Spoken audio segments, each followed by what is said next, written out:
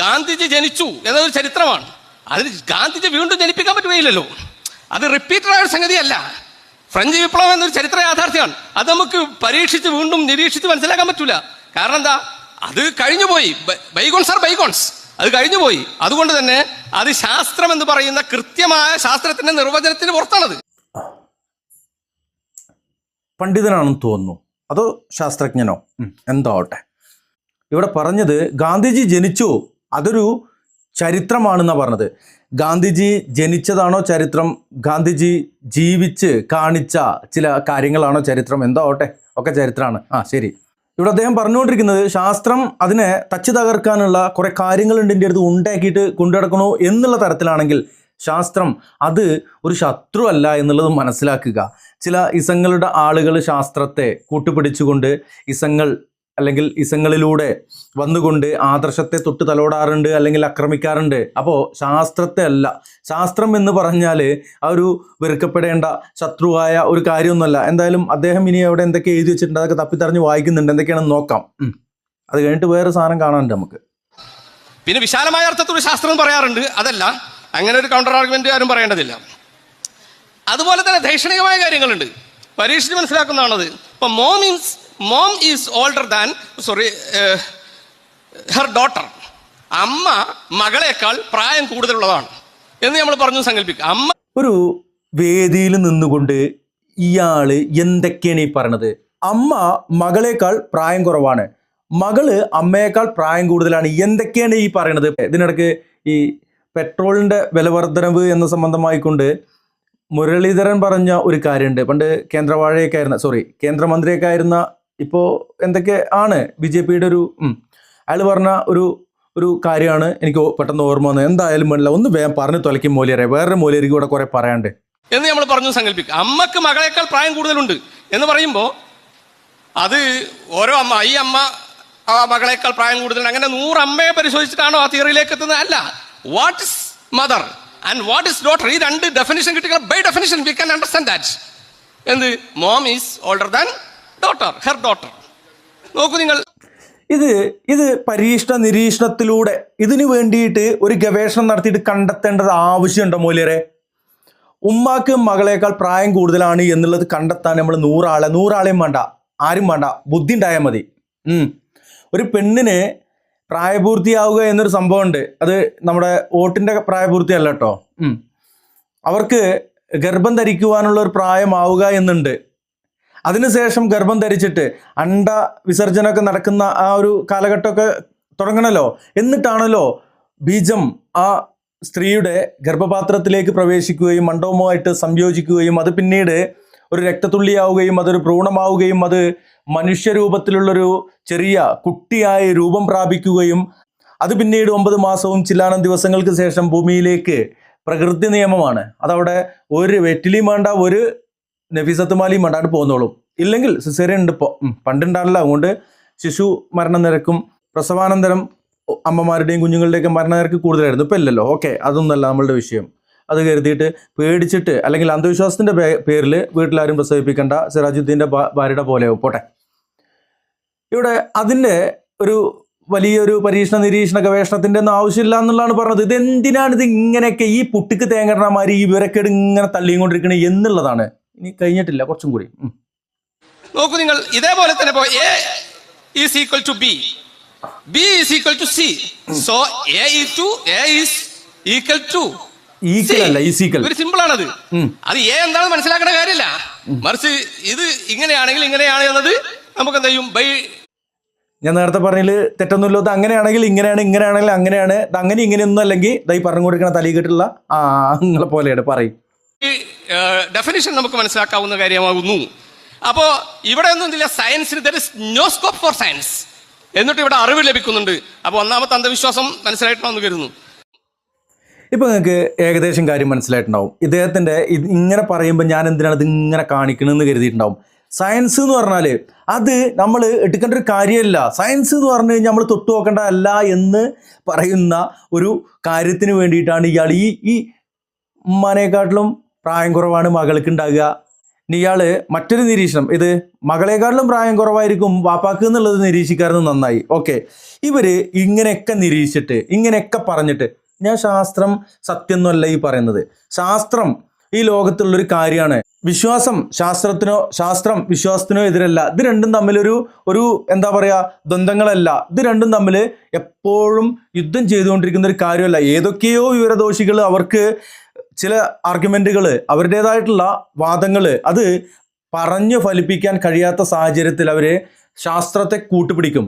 അങ്ങനെ ശാസ്ത്രത്തെ കൂട്ടുപിടിച്ചിട്ട് ഇവരുടെ ചില വിവരക്കേടുകൾക്കെതിരെ ശാസ്ത്രത്തെ കൊണ്ട് ചില കാര്യങ്ങൾ പറയുമ്പോൾ ശാസ്ത്രം ഞങ്ങളെ ശത്രുവാണ് എന്നും പറഞ്ഞിട്ട് നടക്കണ്ട. അതൊക്കെ കേട്ടോ കാണി, ഒരാൾ പറയുന്ന ഒരു വിടല്, ഇതിന് എന്ത് ദലീലാണ് എന്ത് തെളിവാണെന്നുള്ള അയാൾക്കും അറിയില്ല, കേൾക്കുന്നവർക്കും അറിയില്ല, എനിക്കും അറിയില്ല. നിങ്ങൾക്ക് ആർക്കെങ്കിലും അറിയിച്ച പറയും കേട്ടോ. ഈ ലോകത്ത് ആദ്യമായി വാങ്ക് വിളിച്ച സ്ഥലം ഇന്ത്യയാണ്. 24 ഹദീസുകളിൽ അൽ ഹിന്ദ് എന്ന് ഇന്ത്യ രാജ്യത്തെ കുറിച്ച് ആദരവായ നബി സല്ലല്ലാഹു അലൈഹി വസല്ലമ തങ്ങൾ പറഞ്ഞത് കാണാം. അതിലും ശരി. അപ്പൊ ആദ്യമായി ബാങ്ക് വിളിച്ചതല്ല, വാങ്കാണത്രേ. മൂപ്പര് പറഞ്ഞു തന്നു വാങ്കാണെന്നുള്ളത്. ശരി, ഞാൻ ചെറുപ്പം മുതലേ പറഞ്ഞു ശീലിച്ചത് ബാങ്ക് എന്നുള്ള, ബാങ്കും അല്ല അദനാണ്. നമ്മളുടെ നാട്ടിൽ പറയുന്നൊരു ഇത് പറയുന്നു എന്ന് മാത്രം. അപ്പോൾ ബാങ്ക് വിളിച്ചത് ആദ്യമായിട്ട് ഇന്ത്യ മഹാരാജ്യത്താണ്. ആരാണ് ചങ്ങായി ഇത് പറഞ്ഞത് അറിയോ? പറയോ, നോക്കാം നമുക്ക്. കൂടുതൽ ഹദീസുകൾ ഉണ്ടാകും. നസല ആദം നബി അലൈഹിസ്സലാത്തു വസ്സലാം തങ്ങളെ ഇന്ത്യയിലാണ് വന്നിറങ്ങിയത് എന്ന് നബി സല്ലല്ലാഹു അലൈഹി വസല്ലമ തങ്ങൾ പറഞ്ഞിട്ടുണ്ട്. ഇന്ത്യയിൽ ഇറങ്ങി ആദം നബി അലൈഹിസ്സലാത്തു വസ്സലാം നേരെ പടിഞ്ഞാറോട്ട് നടന്നു. ഹവ്വാ ബീബി റളിയല്ലാഹു അൻഹ തിരിച്ച് കിഴക്കോട്ടും നടന്നു. രണ്ടുപേരും തിരിച്ചാണ് നടന്നിരുന്നതെങ്കിൽ ഒരിക്കലും അവർ തമ്മിൽ കണ്ടുമുട്ടുമായിരുന്നില്ല. അങ്ങനെയല്ല അത് പറയേണ്ടത്. ഈ രൂപത്തിലാണ് അങ്ങനെ സംഭവിച്ചിട്ടുള്ളതെങ്കിൽ ഇതെല്ലാം സംവിധാനിച്ച, ഇതെല്ലാം നിയന്ത്രിക്കുന്ന, ഇതിനെല്ലാം ഒരു റൂട്ട് മാപ്പ് ഉണ്ടാക്കി കൊടുത്ത അതാരാണ് വലിയരെ? ആരാണ്? അള്ളാഹുവാണ്. അള്ളാഹു ഉദ്ദേശിച്ചിട്ടുണ്ട് എവിടേക്ക് നടന്നാലും ഓല് തമ്മിൽ കണ്ടുമുട്ടും. അങ്ങനെ നടന്നിട്ടുണ്ട് എങ്കിൽ അതിൻ്റെ ബാക്കി കാര്യങ്ങളൊക്കെ ഈ ഇതുപോലെയുള്ള സംഭവങ്ങളല്ലേ. എന്തോ ആവട്ടെ, ഞാനത് തള്ളാനും പോകുന്നില്ല, കൊള്ളാനും പോകുന്നില്ല. എന്നാൽ ഇവിടെ നമ്മൾ മനസ്സിലാക്കേണ്ട ഒരു കാര്യമുള്ളത്, രണ്ടാള് ചേരണം, കണ്ടുമുട്ടണം എന്നുണ്ടെങ്കിൽ അത് അള്ളാഹു ഉദ്ദേശിച്ചതാണെങ്കിൽ അവർ തിരിച്ചു നടന്നാലും ഒരു വട്ടം ചുറ്റിയിട്ട് അവിടേക്ക് എത്തുവേ. അങ്ങനെ പറഞ്ഞു കൊടുക്കേണ്ടത്. എന്തായാലും ബാക്കി പറയും. അങ്ങനെ ആദം നബി അലൈഹിസ്സലാത്തു വസ്സലാം തങ്ങൾ ഇന്ത്യയിൽ വന്നിറങ്ങിയപ്പോൾ ഇന്ത്യ ഈ ഭൂമിയിൽ ഏകാന്തതയുടെ ഒരു പ്രയാസം മഹാനായ ആദം നബിക്ക് അനുഭവപ്പെട്ടു. ഈ ഭൂമിയുടെ ഒരു മിനിറ്റ് തള്ളി പോകുമ്പോ ഇതൊക്കെ പറഞ്ഞല്ലോ. ഈ ഇന്ത്യയിൽ വന്നിറങ്ങിയപ്പോ ഏകാന്തതയുടെ എന്നൊക്കെ പറയുമ്പോ ഇന്ത്യ അല്ലാതെ വേറെ എവിടെയെങ്കിലും പോയി കഴിഞ്ഞാൽ ആ ഏകാന്തത ഇല്ലാണ്ടാവുമോ?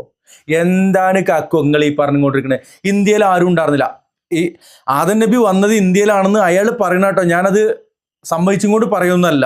എന്തോ അതിനെക്കുറിച്ച് ആധികാരികമായിട്ട് അറിവില്ലാത്തത് കൊണ്ട് ഇനി ഇയാൾ പറയുന്നത് നമുക്കണ്ട് വാദത്തിന് ശരിവെക്കുക. ഇവിടെ ആരുമില്ല, മനുഷ്യന്മാരാരുമില്ല എന്ന്. ആദം നബി ലോകത്തെ ആദ്യത്തെ മനുഷ്യനാണ് ചങ്ങായിയെ. രണ്ടാമത് ഹവ്വ. ഇവർ രണ്ടാളും പിന്നീട് കണ്ടുമുട്ടിയിട്ട് വേണം ബാക്കി മനുഷ്യന്മാരുണ്ടാവണമെങ്കിൽ. ഇല്ലെങ്കിൽ അവർ ഏകാന്തമായ ഒരു പ്രദേശത്തന്നെ ആവും. ഇന്ത്യയിൽ നിന്നല്ല വേറെ എവിടെയെങ്കിലുമാണ് ഇറങ്ങിക്കണമെങ്കിലും അവർ ഏകാന്തതയിൽ തന്നെയാവും. ഇനി മറ്റു പക്ഷി മൃഗാദികളൊക്കെ ഉണ്ടാവുമായിരിക്കും, മനുഷ്യ സഹജമായിട്ടുള്ള ഒരു സംഭവം ഉണ്ടാവില്ല. ബാക്കി പറയാം. ഒരു തരത്തിലൊരു മനുഷ്യനില്ലല്ലോ. കണ്ടില്ലേ, ഞാൻ വെറുതെ അല്ലേ പറഞ്ഞത്, ഞാൻ അത് മുന്നേ കേട്ടുകൂടെ. ഈ വിറക്കടി ഇയാൾ പറയും എന്നുള്ളത് അറിഞ്ഞുകൊണ്ട് തന്നെയാണ് പറഞ്ഞത്. പറയും. ആദം നബി മാത്രമല്ലേ ഉള്ളൂ ആ ആദം നബി മാത്രല്ലേ ഉണ്ടാകുള്ളൂ. ആദം നബി മനുഷ്യരിലെ ആദ്യത്തെ മനുഷ്യനല്ലേ. പിന്നെ ഹവ്വ ബീവിയായിട്ട് സംഭവം ഇണചേർന്നിട്ട് വേണ്ടേ പിന്നെ മനുഷ്യന്മാർ വേറെ ഉണ്ടാകാനേ? അല്ലാതെ എവിടുന്നാ മനുഷ്യൻ ചെയ്താനേ? ആ ഏകാന്തതക്ക് ആശ്വാസമായി മഹാനായ ജിബ്രീൽ അലൈഹിസ്സലാത്തു വസ്സലാം തങ്ങൾ ഇറങ്ങി വന്ന് ഒരു മിനിറ്റ് നിർത്തി. ജിബ്രീൽ അലൈഹിസ്സലാത്തു വസ്സലാം തങ്ങൾ എവിടുന്ന് അതൊക്കെ നീച്ചു വരുന്നത്? ഒന്നുകൂടി കേട്ടോ നിങ്ങൾ. മഹാനായ ജിബ്രീൽ അലൈഹിസ്സലാത്തു വസ്സലാം തങ്ങൾ ജിബ്രീൽ അലൈഹിസ്സലാത്തു വസ്സലാം തങ്ങൾ ചങ്ങായി വാങ്ക് വിളിച്ചു എന്നാണ് ഹദീസിൽ കാണുന്നത്. സ്വർഗത്തിൽ നിന്ന് കേട്ട് പരിചയമുള്ള വാങ്ക് ആദം നബി അലൈഹിസ്സലാത്തു വസ്സലാം ഭൂമിയിൽ വെച്ച് കേട്ടപ്പോൾ ഒരാശ്വാസമായി. സ്വർഗത്തിൽ വെച്ചുകൊണ്ട് ആരാണ് വാങ്ക് വിളിച്ചിരുന്നത്? ഹയ്യാലസ്സലാ എന്ന് പറയുമ്പോൾ നമസ്കാരത്തിലേക്ക് കടന്നു വരൂ. നിസ്കാരമോ? അതെന്ത് നിസ്കാരമാണ്? ഒലിക്ക് നിസ്കാരം ഉണ്ടായിരുന്നോ? ഒലിക്ക് ആ നിസ്കാരം, ഈ നിസ്കാരം ഏത് മില്ലത്ത് മുതലേ തുടങ്ങിയത്? ഹയ്യാലൽ ഫലാഹ്, വിജയത്തിലേക്ക് കടന്നു വരൂ. അത് മസ്ജിദിലേക്കല്ലേ നമ്മൾ കടന്നു ചെല്ലേണ്ടത്? അവിടെ മസ്ജിദ് ഉണ്ടായിരുന്നോ? എന്തൊക്കെ തൊള്ളപടായി പോട്ടത്തരം പറഞ്ഞുകൊണ്ടിട്ട് വരും. എന്നിട്ട് അത് കേൾക്കാൻ കുറേ ആൾക്കാർ ഇരുന്ന് കൊടുക്കും. എന്താണ് ചെങ്ങായിമാരെ, നിങ്ങൾക്ക് എന്നാ എന്തുണ്ടാകുക? ഇതെന്നും ചോദിക്കണതാണ്, ഇത് ചോദിപ്പിക്കുകയാണ് നിങ്ങൾ. ഇതുപോലെ ഞങ്ങളൊക്കെ പത്തലെടുത്തിട്ട് ഇല്ലേ, മടല് പത്തലെല്ലാം മടലുകൊണ്ട് നെറുമണ്ടക്ക് തല്ലി ഓടിച്ചണ്ടേ അല്ലേ? പണ്ടൊക്കെ നമ്മളെ നാട്ടിൽ പോത്തിനെയൊക്കെ മേച്ചിരുന്ന, പോത്തിനെയും മോരിനെയൊക്കെ കാളനെയൊക്കെ മേച്ചിരുന്ന ആളുകളുടെ കയ്യിലൊരു മുടുങ്കോലുണ്ടായിരുന്നു. മുടുങ്കോൽ എന്ന് പറഞ്ഞിട്ട് സാധനം ഉണ്ടായിരുന്നു. താച്ച പോലെ ഇരിക്കും. അത് 2 വെട്ടി വെക്കുക. എന്നിട്ട് വേണം ഇവരെയൊക്കെ നിങ്ങൾ പരിപാടിക്ക് വിളിക്കാൻ. അല്ലെങ്കിൽ ഇതുപോലുള്ള ഇത് കേട്ടിട്ട് നിങ്ങൾ ഇനിയും പേച്ചു പോകും. പറ. അതുകൊണ്ട് ഈ ലോകത്ത് ആദ്യം വാങ്ക് വിളിച്ചത് ഇന്ത്യയിലാണ്. കാർലി വാങ്ക് എന്ന് പറയുന്നത് വാങ്ക് എന്നാണ് പറയേണ്ടത്, ബാങ്ക് എന്നല്ല. വായിങ്കേന്നാണ്. തമിഴ് ഭാഷയിൽ നിന്ന് വന്നതാണെന്ന് തോന്നുന്നു. ബാങ്ക് അല്ല, വാങ്കാണ്. വാങ്ക് എന്താണ്? വായിങ്കേ അതാണ് വാങ്ക് ആയത് എന്നാണ് ഈ പോട്ടം പറയണത്. പറഞ്ഞോളൂ പോട്ട, കുറച്ചും കൂടി വല്ലാതെ പോട്ടരാട്ടോ. തമിഴ് ഭാഷയിൽ നിന്ന് വന്നതാണെന്ന് തോന്നുന്നു. തമിഴ് ഭാഷയിൽ നിന്ന് വന്നതാണെന്ന് തോന്നുന്നു. ഞമ്മക്കാണ്ട് തട്ടിവിടാം. വായിങ്കേ അതാണിട്ടില്ലേ വാങ്ക്. പിന്നെ നിങ്ങളൊക്കെ പൊട്ടന്മാരെ, നിങ്ങൾ ബാങ്ക് എന്ന് പറയുന്നത് ഇത് ഒന്നും അല്ലട്ടില്ലേ, അതന്നെ എന്നുള്ളതാണ്. അതെന്തായാലും പോട്ടെ, വീട്ടിലെ അടുത്ത് പറഞ്ഞിട്ട് കാര്യമില്ല. കാരണം തലയിൽ കെട്ടിയിരിക്കണം എന്തിനാണെന്നറിയാം? ആ തലച്ചോറ്റിക്ക് ഇനി ഒന്നും എത്തരുത് എന്ന് പറഞ്ഞിട്ടാ. ഒന്നും കയറരുത്. ആ വിവരക്കേടല്ലാതെ വേറൊന്നും അതിൻ്റെ ഉള്ളിൽ കയറരുത് എന്ന് പറഞ്ഞിട്ടാണ് ഇത് പൊതിഞ്ഞു വെച്ചിരിക്കുന്നത്. ആ പൊതി അയച്ചിട്ട് ആ തൊള്ളയെ തിരിയിട്ട് മുണ്ടാണ്ടിരുന്നൂടെ ചെങ്ങായി കണക്കൊക്കെ എന്ന് ചോദിക്കാനേ ഞാൻ ചോദിക്കില്ല. അവിടെ ഇരിക്കുന്ന ആരെങ്കിലും ചോദിക്കാണ്ടിച്ചെങ്കിൽ ഇത്രക്ക് വിവരക്കേട് ഇതുപോലെയുള്ള മൊയന്തുകൾ പറയില്ലായിരുന്നു എന്നുള്ളതാണ് സഹോദരന്മാരെ നിങ്ങളുടെ അടുത്ത് പറയാനുള്ളത്. ഇതുപോലെയുള്ള വിവരം കെട്ട ജന്തുക്കളുടെ മുമ്പിൽ നിന്ന് ഓടിക്കഴിച്ചിലായിക്കോടി ജനങ്ങളെ എന്ന് മാത്രം അറിയിച്ചുകൊണ്ട് ഈ വീഡിയോ എൻ്റെ പിന്നെ അസ്സലാമു അലൈക്കും വറഹ്മത്തുള്ളാഹി.